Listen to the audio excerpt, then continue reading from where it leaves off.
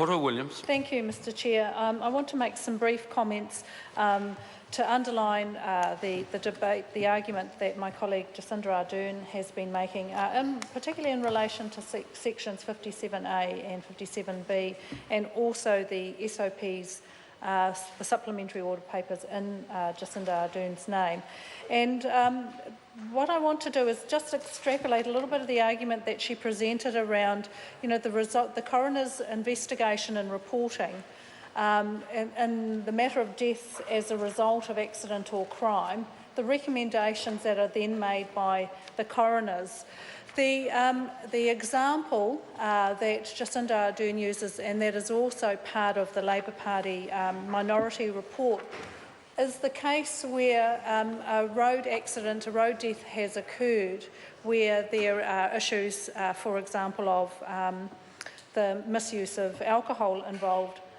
That is a major contributor to that death. However, as part of the investigation, the coroner discovers that there are other contributing factors which may or may not be as weighted in the result of the death, but are significant and are contributory, and they may be, for example, road conditions. So in the case of a death that has occurred as a result of the misuse of alcohol, where there have been other contributing factors, the coroner is unable to actually include within his report or her report these other factors which may or may not be significant. However, and this is the point I want to underline, Mr Chairman, it may be that those elements may be significant in other accidents or other deaths. And the fact that they are unable to be reported as part of the investigation actually means that we are losing the opportunity to then ensure that other accidents, other deaths are not potentially not prevented. And I think it's significant, particularly when we have this year, and I hear over the last 3 years, the road toll is actually on the rise. And part of the concern for those in the road transport organisations would be things like road conditions, weather conditions, the condition of motor vehicles, as well as the condition of the driver in charge of the vehicle at the time of the crash. And this really speaks also to the supplementary order papers in the name of Jacinda Ardern, which look at not only the ability for the coroner to make those recommendations, but that require agencies and individuals to actually respond to those recommendations. The SOPs don't require that the individuals or organisations then make recommendations for changes, but that they make a response. And this is really important because then the coroner should be able to report on those findings. Those findings will be useful in being able to prevent other deaths in the future. And in that regard, I also want to talk to the submission that was made by the Mental Health Foundation with regards to the reporting of suicide.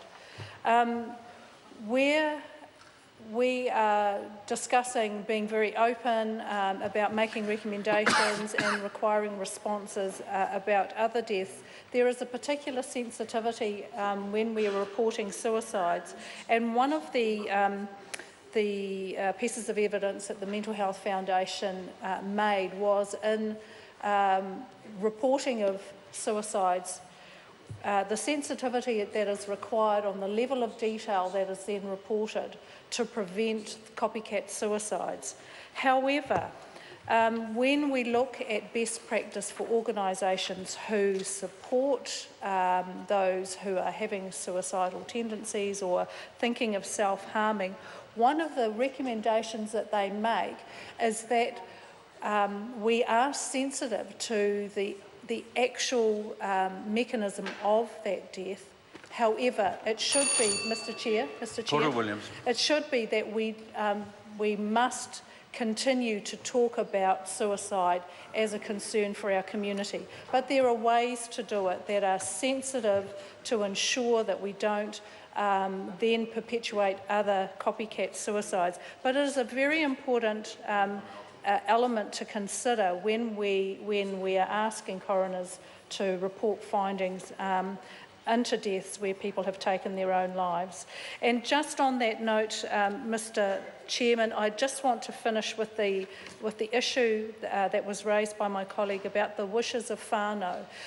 My colleague Lewis Awall raised that in the context of investigations of personnel who have died in combat. But the notion of the wishes of whānau needs to be underlined throughout this work. It's been noted that the wishes of whānau about the details of the death of their loved ones, that they will be consulted. But it doesn't say, it doesn't actually recommend to us the weighting of that, of their decision making in the release of the evidence of the investigation that the coroner has made. It's interesting because whānau will have differing views. Some will be very open to the nature of their loved one's death being advised to the general public, and some will not. Now, that might be due to the nature of death, or it might be due to the family sensitivity. But I would encourage the Minister to consider more fully the impact that whānau believe that they can have in relation to this, and the wishes for whānau with regards to the death of their loved ones. Thank you, Mr Chair. John O'Naylor.